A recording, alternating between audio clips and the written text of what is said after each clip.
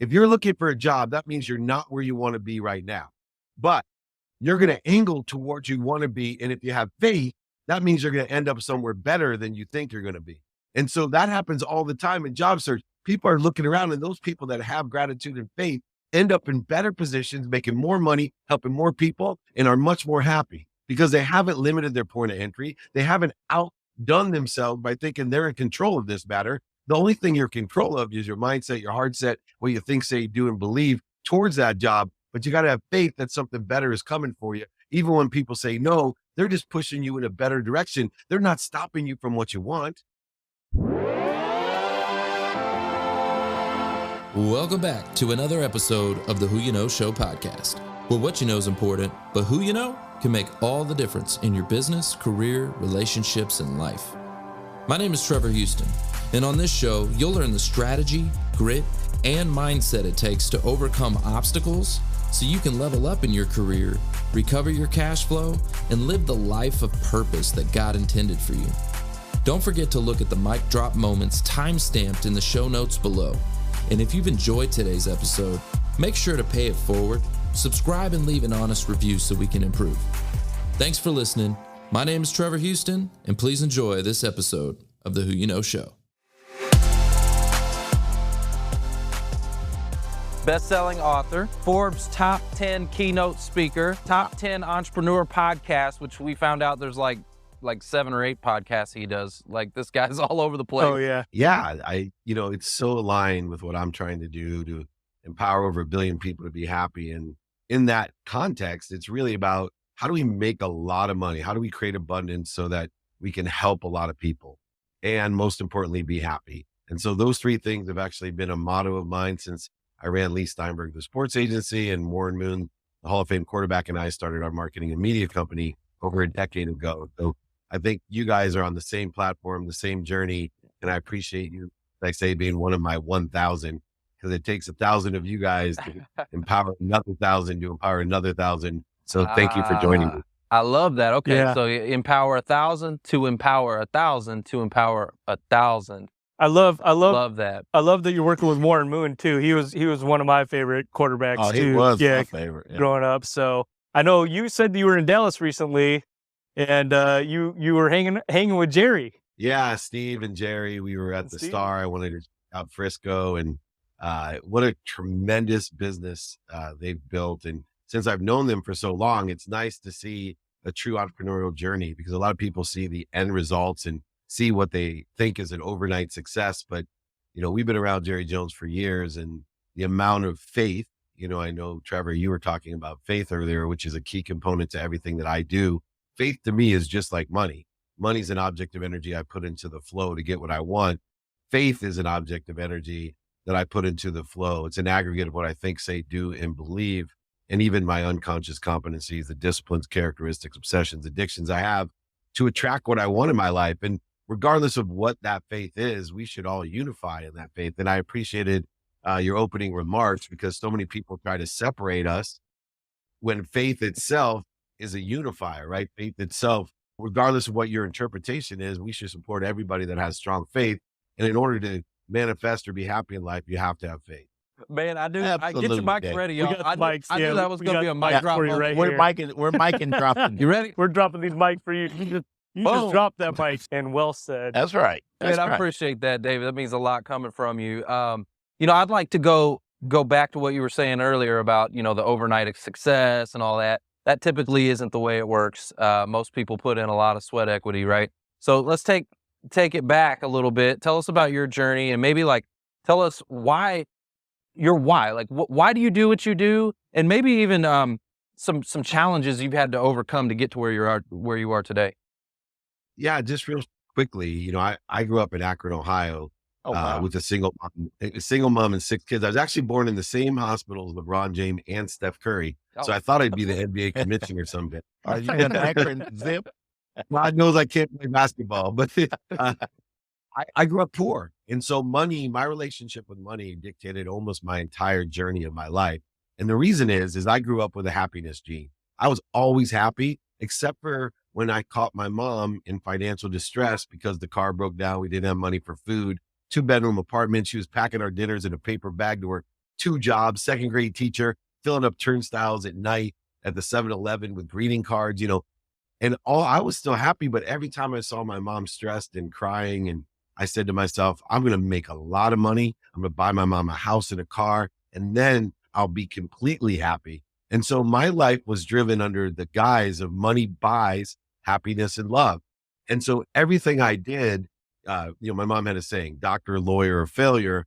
I wanted to stand out by being a football player. And when I got ran over in college by Christian Okoye, Nigerian Nightmare, I remember lying on my back singing doctor, lawyer, or failure. And, so I ended up going to law school to make a lot of money.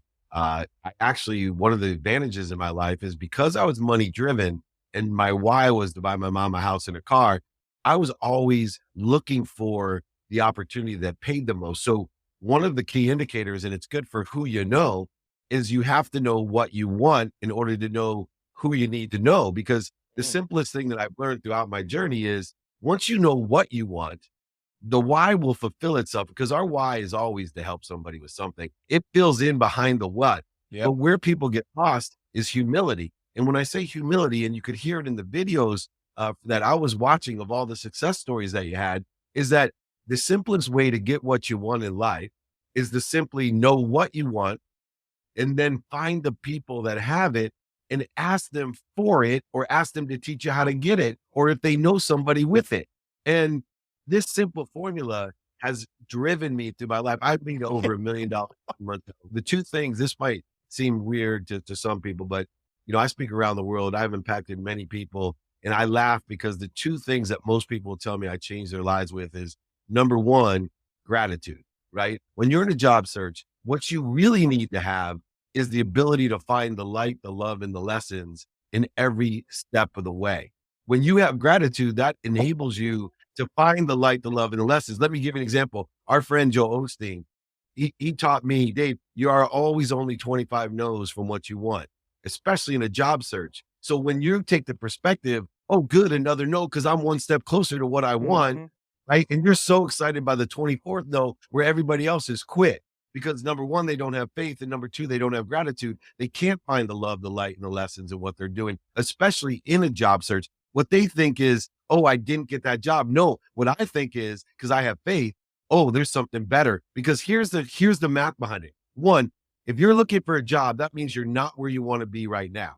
But you're going to angle towards you want to be. And if you have faith, that means you're going to end up somewhere better than you think you're going to be. And so that happens all the time in job search. People are looking around, and those people that have gratitude and faith end up in better positions, making more money, helping more people, and are much more happy because they haven't limited their point of entry. They haven't outdone themselves by thinking they're in control of this matter. The only thing you're in control of is your mindset, your heart set, what you think, say, do, and believe towards that job. But you got to have faith that something better is coming for you. Even when people say no, they're just pushing you in a better direction. They're not stopping you from what you want. Dag, are you trying to break this? Oh man, come on, Woo. Luke. Hey, Woo! Another one. 3, 2, 1. Boom! You are lighting our audience up right now. yeah. and you know what? It's so true because there were stats, pre-COVID and all this, about 70% of Americans were unhappy with what they do, right? So people are not happy. They're not fulfilled. They didn't like their job. They were complaining, right? Well, guess what? The universe said, I'm gonna shake it all up, and now everybody was out of work, and now we're got to go back to the search. It's a time to reflect, right? What didn't you like? Yeah. What was so miserable about where you were, right? Why were you so unhappy? And how can we change that now? You have an opportunity to change that. We have an opportunity to make a difference of where we're going. God puts us there, doesn't he? David, I want to hear your thoughts on happiness as a state of mind, right? Because it really is. I mean, it's not just making yourself happy, creating happiness. It's living happiness as well, right? What are your thoughts on that? Yeah. Your comments on that? So, I'm a person that's pragmatic and spiritual, right? I'm very faith driven. You heard my two currencies. Money's a currency. It's an object of energy, as well as faith. But the first thing that people have to do is take inventory of their own values. And let me tell you why. When we're taking inventory every day of our personal, experiential giving and receiving values, when we're taking inventory of what we want, then we're able to determine, right, what our potential is.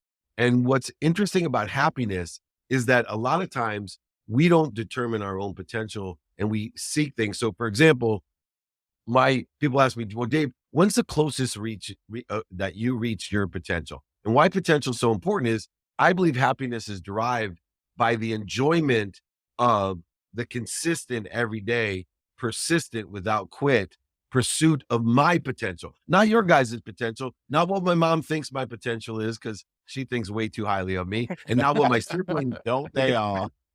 and not what my siblings think my potential is, because they think so lowly of me. I want my potential. So first, with happiness, we have to determine by taking inventory of values of how happy we are. And historically, how happy, am I born? I was born with an extreme happiness gene, right? I'm a super optimist, the ultimate. Well, some people aren't born that way. They're born with anxiety and they're born with depression. And you got to take yourself for where you are and determine what your potential is, and then put in the work to be disciplined every day. I always say 2 minutes a day is worth more than 2 hours on a Saturday. Too many people zero themselves out by not being consistent. And the reason consistency is the most important thing is that the way the mind, body, and soul work together, the conscious, subconscious, and unconscious, is that our cellular memory has to be inputted every day, because it only remembers from our eyes are open till the eyes are closed.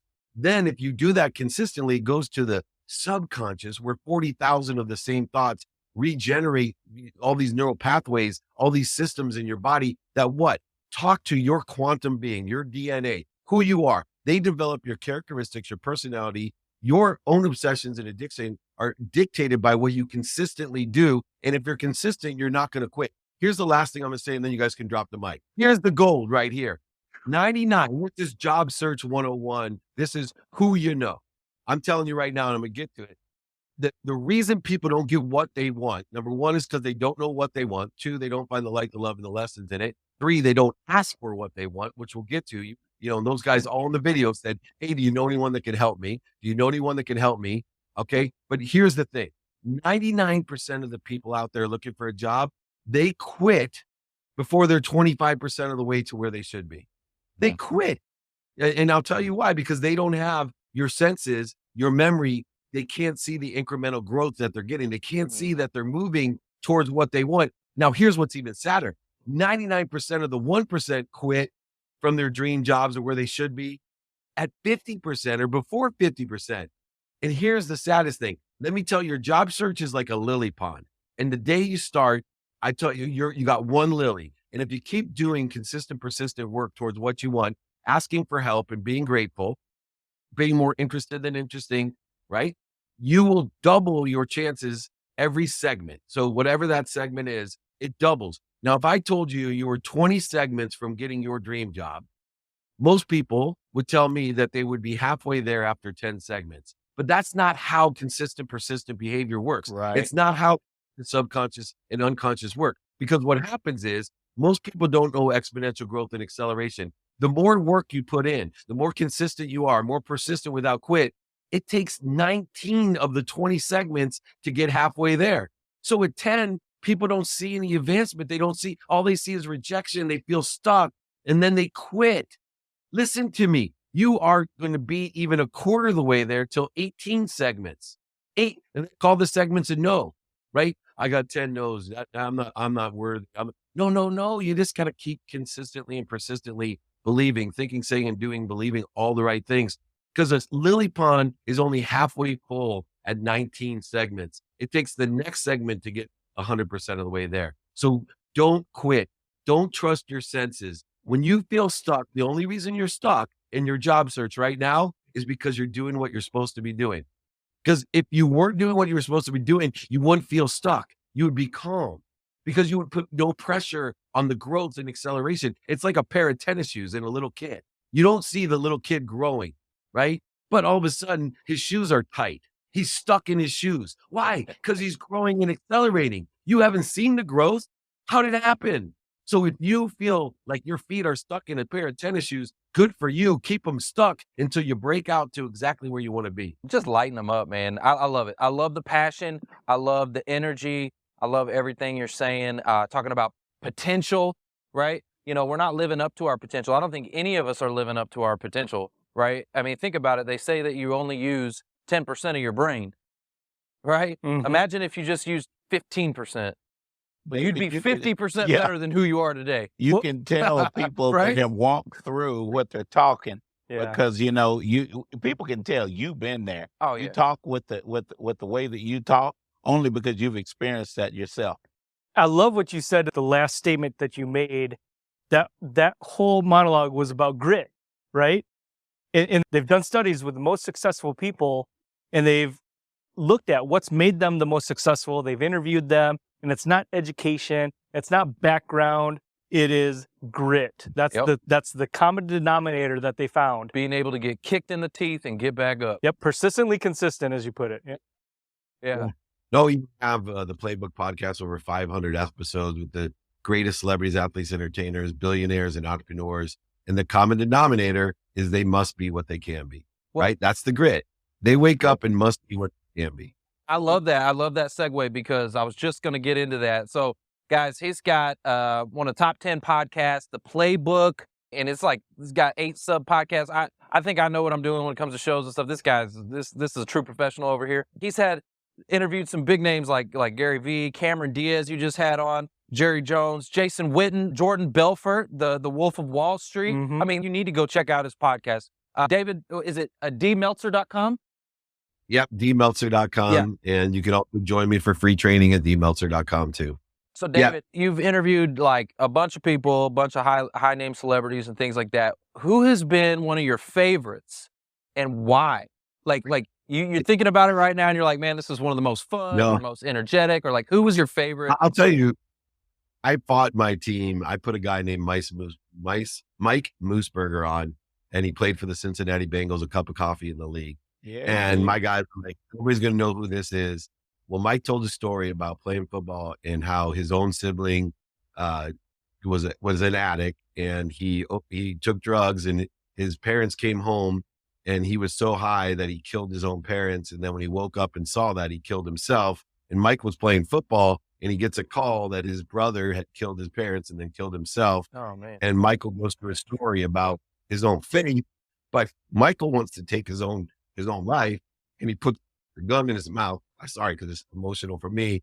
And the clip falls out of the gun when he pulls the trigger for no reason. And at that moment, he realizes what he's doing, and he's moved on, and he saved thousands of lives. He's a motivational speaker. He tells his story, a faithful story.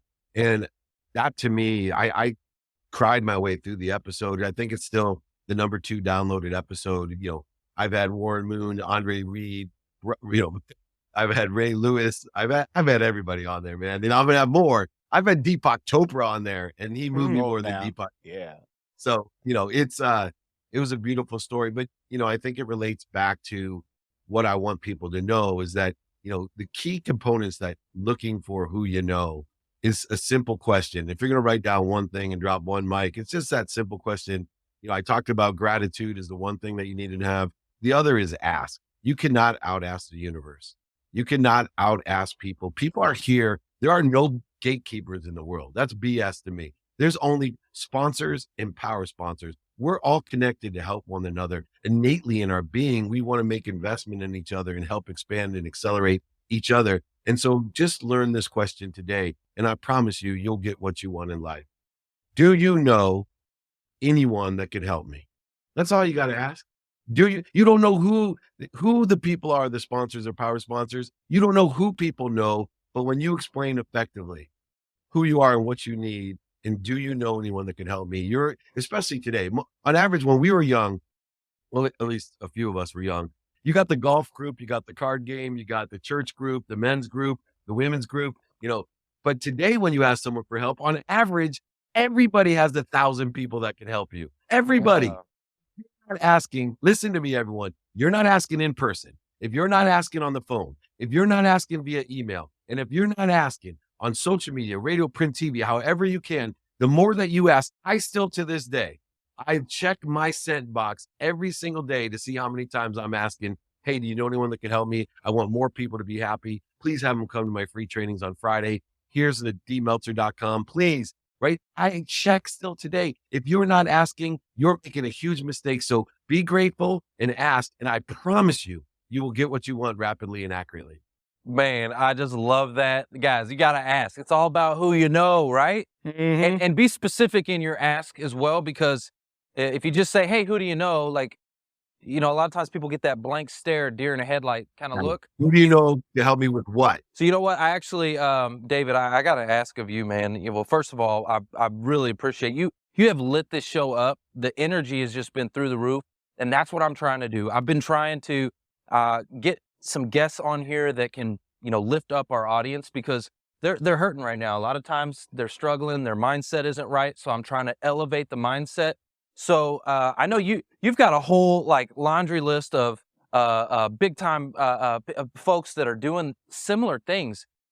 Who do you know that you think, now that you've seen what we're doing here, that you think would be a good fit for the show? Like, do you think that would light this place up? I think guys like Carlos Reyes, Jim Quick, I got a list of probably 10 people that I'll give you guys that would lay into how we get there. I just had, he launched his book today, The 5 Steps to Success Business Strategy, Patrick Bet David. Lee lights it up. He's amazing. If you haven't checked him out, unbelievable guest. And if you want some of those Dallas celebrities as well, we got a few of those that we could bring on just and see, where you want to go. But I am happy to provide more of your audience, more impactful, more motivational and inspirational advice, pragmatic and spiritual advice on how to manifest what they want, to make more money, help more people have more fun. And most of all, understand how and who do you know that can help you. I love that, man. I appreciate that. This guy right here, he is going to help over 1 billion people, right? They already be at 1 billion, David. You may be working on 2. I'm planting seeds under trees I may never sit under, but I know it's going to happen. I love that. Wow. Okay. So I asked you, who your favorite guest was. We talked about that. Let me ask you this. Why did you start the podcast in the beginning? What was the reason why you did that? Well, I had a new TV show with Entrepreneur. I was being mentored by Gary Vaynerchuk. I was helping him with his sports agency. And I had a radio show called Sports Blender with the Old Yankee and the Angels Radio Network. I was a program where we brought guys on, and podcasting just was kind of starting out, in the more mass side. And somebody mentioned to me, Dave, you'd be great. Just, bring your guys on and take 20 minutes to talk and find their secret to success, their playbook to success, that common denominator, that common thread. And I kind of became the Napoleon Hill of podcasting, bringing in the greats to see what their secret sauce is. And I'm sharing it with everyone. And that's how it got started. That's awesome, man. And you recently got, you brought some news to us about Spotify. Is that Yeah. So we're going to start being featured on Spotify. We're going to utilize that platform, follow Joe Rogan there, and hopefully build an audience to the masses. And Spotify is one of the best platforms I've seen. So that's what we've chosen, and they've chosen us to be featured there. So very excited. And my TV show, the new one, 2-minute drill, is going to go on Bloomberg TV. So it's a 2-minute pitch show tryout. They got huge cash prizes and teach you how to pitch. Remember, one more thing about who you know in the job search, and I teach a lot of cold calling, and most people don't think about it this way. When you're cold calling people, 80% of the people don't answer. But yet, when I ask people, what kind of message do you leave? Most of them are selling. No, the only objective you have is to get someone to call you back. Right. And that story at the very beginning, why who you know is important is because 80% of all the people searching for a job never get an opportunity to what? Tell them who they are, to show them what skills, knowledge, and desire they have. And so if you know someone, or ask, do you know someone that can what? Have them call me back. Give me an opportunity to show my skills, knowledge, and desire. Align my capabilities with the value that the company is looking for. 80% of the time, most people don't get a shot. So get that shot by who do you know, and then prove with your capabilities, skills, knowledge, and desire that you can walk the walk, talk the talk, and help that company by providing value and service to it. Golly, man. We ran out of mics. I don't have enough mics for this guy. Hey, can you tell us a little bit about your book, Game Time Decisions, right? I mean, that's a great concept. And I know a lot of people are in the job search very indecisive. Yeah, you got to take inventory of your values. And so what I do in the book is game time decision making. I take a lesson about how you make a decision, the best decisions to get what you want. And I tell sports stories that I know to teach those lessons. And then I do a post-game analysis to enforce the lesson. And basically there's 5 things, right? Take inventory of your values, ask and attract, right? Be of service, but ask how you can and who can help you. 3, be a student of your calendar. There's a formula of luck, everyone. It's called attention plus intention equals coincidence. What you pay attention to and give your intention to will equal the coincidence in your life. 4th lesson is really easy, everyone. 100% of the things you do now get done. So do things now, right? Do things now. Successful people get stuff done. Unsuccessful people don't. People forget that. Not only do 100% of all putts don't go in, but 100% of things you do now get done. And then finally, last but not least, and I'm going to have to go, my brothers, is simply practice ending fear. If you can practice anything, practice ending fear. When you have the need to be right, the need to be offended, the need to be resentful, the need to be separate, and the need to feel inferior, superior, the need to be fearful, anxious, angry, all of these different needs, you got to stop. You got to tell yourself, my mind, body, and soul are on fire. I'm moving in the wrong trajectory. I'm moving away from the job that I want. I'm going to stop. I'm going to breathe. I'm going to ask myself, why am I afraid? Why don't I feel worthy? Why do I feel separate? Why am I resentful? Why do I have to be right? Why do I have a need to be angry?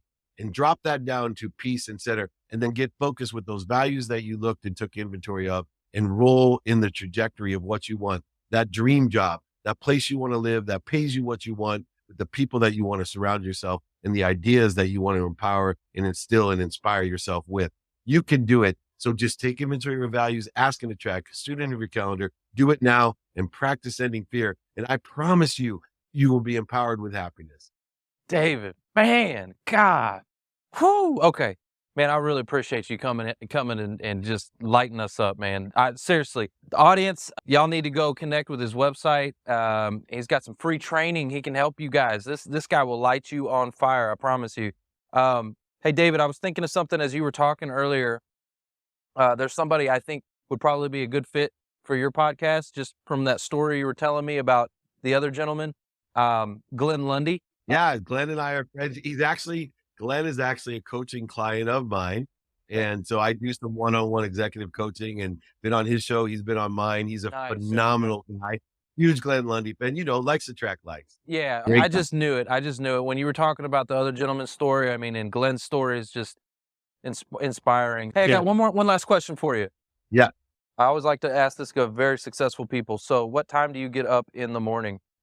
4 a.m., 2 routines, a regular set routine. I wake up at 4, meditate 20 minutes, get ready, work out for an hour, do research for an hour, family time, everything off for an hour, then execute on the student calendar, more research time, more family time, and then a wind down routine. Everybody should have a wind down routine to make sure they can get up at the time that they want to get up. And then I have an adaptable routine, which is based off of my values. So a minimum of an hour of my health, minimum of 30 minutes for my wife and my 10-year-old, minimum of 5 minutes for my 3 teenage daughters, minimum of 1 minute for my mom. Remember, you want a good relationship with your family? Tell them 4 things.